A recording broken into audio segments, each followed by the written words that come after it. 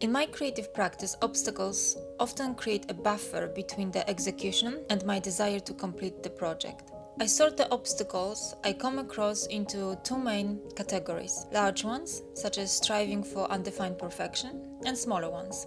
After taking a closer look at the obstacles, like unwillingness to start writing because I haven't found the right notebook or I got distracted by another idea, I discovered that striving for perfection was my comfort zone.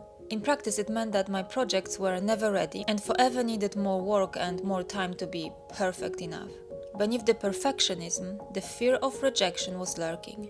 In my mind, rejecting my projects meant rejecting me as a person.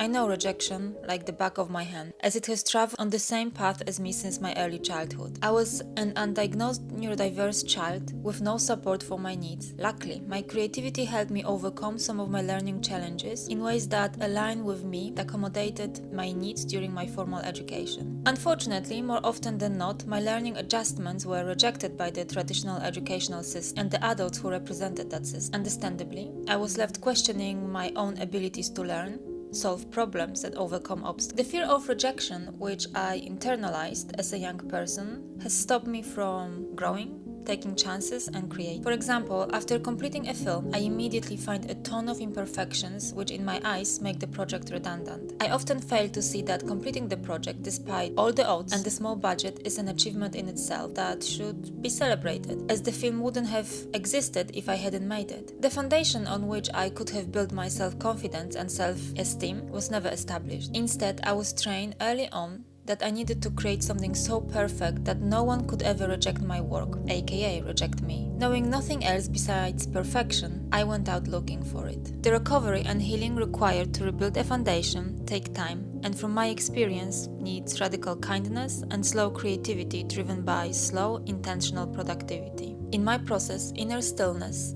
builds me up from the inside, challenging perfectionism in my art practice and personal life. Working with a mentor is also a fantastic way to redefine and overcome obstacles. However, if having mentoring isn't possible, I suggest you start unlearning and overcoming your obstacles by asking yourself the following questions. 1. Have you been able to identify your biggest obstacle? If not, take the time to observe and listen to your creative self to figure out what stops you from creating, making progress, and taking chances. Find a method that helps you in that discovery process. For example, I use meditation to find answers to questions, otherwise I might not be able to find. For me, the stillness that comes with meditation is the most important in that process. 2. Take time to understand what hides beneath the obstacle you struggle with. In my art practice, I've noticed that perfectionism is an umbrella for all the negative emotions I've been holding on to associated with my undiagnosed dyslexia and dyspraxia.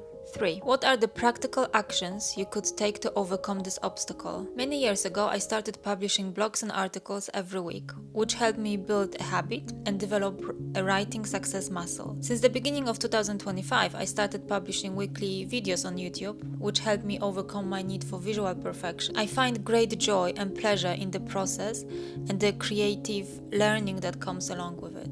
4. What playful ways could help you connect with your inner creative self? How could you use playfulness to overcome your obstacle? 5. Do you have one large obstacle, like in my case, or bunch of smaller obstacles that are project specific? For example, with my winter garden project, I wasn't able to move on because the project grew out of proportion. As I wanted to engage with a variety of mediums, it became impossible to see the project through to the end. How can you identify those obstacles and what actions do you need to take to overcome them? 6. Give yourself a grace period when you feel the obstacle or a bunch of smaller obstacles are weighing you down. Step away from the project and focus on other activities, possibly not work-related, that can take your mind away from what keeps you stuck.